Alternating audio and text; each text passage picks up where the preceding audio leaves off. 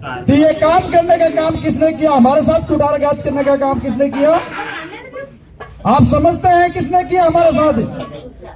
हमारे माँ बाप के सपने का गला घोटा यही कांग्रेस सरकार थी। इसी कांग्रेस सरकार ने हमारे माँ बाप के सपने उजाड़े हैं। आरक्षण बेचा, 2013 की अधिसूचना, इसको काला कानून कहते हैं। हमारे बीच में हमारे शासक प्रत्याशी महोदय बैठे हैं। इन्होंने 2000 से ऊपर सरपंचों को, जनप्रतिनिधियों को एक लेटर लिखा था कि 2013 का जो कानून है एक काला कानून है, उसको वापस ले और हमारे जनप्रतिनिधि है उसके खिलाफ आवाज उठाए। लेकिन हमारे यहाँ के जनप्रतिनिधि सोए हैं। एक मात्र विधायक था जिसने पूरे सदन में आवाज उठाई और पूरा सदन बुझा दिया।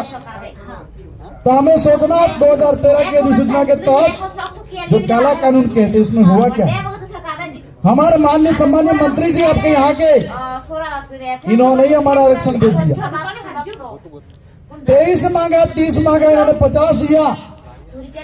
लेकिन इन्होंने ये नहीं सोचा कि मैं जिस समाज से आ रहा हूँ, मैं जिस समाज में पला बड़ा हूँ, मैंने जन्म लिया है और उस समाज का मैंने सर्टिफिकेट लगाया, उस समाज के बारे में एक थोड़ा सा विचार कर लेते कि जिस समाज ने मुझे पैदा किया है, मेरा पालन पोषण किया है और मुझे यहाँ तक सर्टिफिकेट लगा के आगे भेजा है, उस समाज के बारे में सोचते तो ये आरक्षण 23 से 50 नहीं देते। तो हमें सोचना है। और यही नहीं, बीजेपी कम नहीं है, उसी के साथ में हमारी दूसरी तरफ देखें, जब जनता कांग्रेस से उब जाती है तो बीजेपी की तरफ रुख प्रकट करती है। तो हमारे देश में हमारे युवा बैठे हैं, उनको बेरोजगार करने का अगर काम किसने किया है तो वो बीजेपी की सरकार है। 80 के दशक में शिक्षा का निजीकरण किया, स्वास्थ्य का निजीकरण हो गया। इस देश में सरकारी कोई नहीं बचा, सेना के अलावा। अभी ट्रेन भी दे रहे हैं निजीकरण में। मात्र सेना है जो सरकारी है, बाकी सब के सब ठेके पे दे दिया। और हम लोग पढ़ के तैयारी करते, हम सोचते हैं हम नौकरी लगेंगे। इन्होंने सरकारी सेक्टर ही नहीं छोड़ा तो हम नौकरी लगेंगे कहाँ? ये सोचने वाली बात है। और बीजेपी बहुत सारे कानून लाई है और उनके नेता क्या कहते हैं कि हमारे युवा भाई अगर आवाज उठाते हैं, बोलते हैं, उनको दबा देते हैं। यहाँ के नेता क्या बोलते हैं? युवा को राजनीति नहीं करनी चाहिए, आप तो चुपचाप पढ़ाई करो। ये बात हर नेता कहता है। तो मैं ये कहता हूँ कि हमारे हक अधिकार की, हमारी लड़ाई, हमारे भविष्य सुरक्षित करने की अगर बात आती है तो हमें आवाज उठाते हैं और हम राजनीति भी करें। हम चुनाव लड़ने वाली राजनीति की बात नहीं करते। हमारे हक अधिकार और हमारा भविष्य सुरक्षित करने की जो लड़ाई है वो वाली राजनीति हम करेंगे। तो हम लोगों को तय करना है हमारा कौन है और पराया कौन है, ये हमें तय करना है। और मोदी जी ने क्या बोला था? मेरे भाई बहनों, आप मुझे जिताओ, आपके खाते में 15-15 लाख रुपए आएंगे। आए किसी के खाते में? मेरे तो नहीं आए, हो सकता है आपके आगे बात बढ़ाओ के।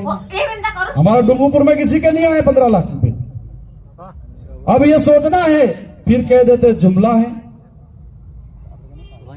तो हमें तय करना है हमारे साथ खिलवाड़ कौन कर रहा है। ये वक्त आ गया है उनके साथ खिलवाड़ करने का। जिन्होंने हमारे साथ खिलवाड़ किया है, हमारा भविष्य अंधकार की ओर धकेला है, हमारे माँ बाप के सपने तोड़े हैं, हमारे समाज को रौंदने का काम किया है, उनको जवाब देने का वक्त आ गया है। तो आपको जवाब देना है। आपको ये नहीं देखना है कि प्रत्याशी डूंगरपुर के हैं। यहां कहेंगे मैं तो पड़ोसी हूं, वो डूंगरपुर का है राजकुमार, वो यहां कैसे आएगा? समाज का लगाव है, जनता के प्रति काम करने का अगर सोच समझ है दिमाग में, आदमी रात को भी कहीं भी आ जाता है। और मैं दावे के साथ विश्वास दिलाता हूं, हम सब बांटी रहे हैं। मैं विश्वास दिलाता हूं आप लोगों को, रात को 1 बजे भी आप फोन करेंगे, ये फोन रिसीव करेंगे, आपकी हर वक्त आपकी हर समस्या में खड़ा रहेंगी। मैं 84 से आता हूं, 84 की जनता ने, हम लोगों ने 2018 में विश्वास किया, विश्वास करके समाज की जाति को आगे किया और एक तरफा मतदान करके इनको जिम्मेदारी दी समाज की अगुवाई करने की। इन्होंने बखूबी अगुवाई करते हुए इन्होंने समाज के सपनों उम्मीदों पे खरा उतरने का काम किया है। हमने उम्मीद नहीं की थी, उससे भी ज्यादा विकास के काम किए हैं और समाज के लिए बोले, आवाज उठाई है। आज तक विधानसभा में एकमात्र विधायक है जिसने हमारी समाज के लिए, आदिवासी समाज के लिए आवाज उठाई, संवैधानिक हक अधिकार के लिए आवाज उठाई। बाकी समोसा कचौरी खा के वापस आते हैं।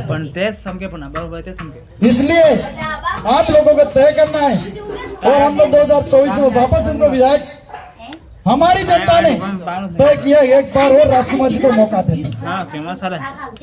ये उम्मीदवारी नहीं मांगते हैं, उम्मीदवार जनता बनाती है।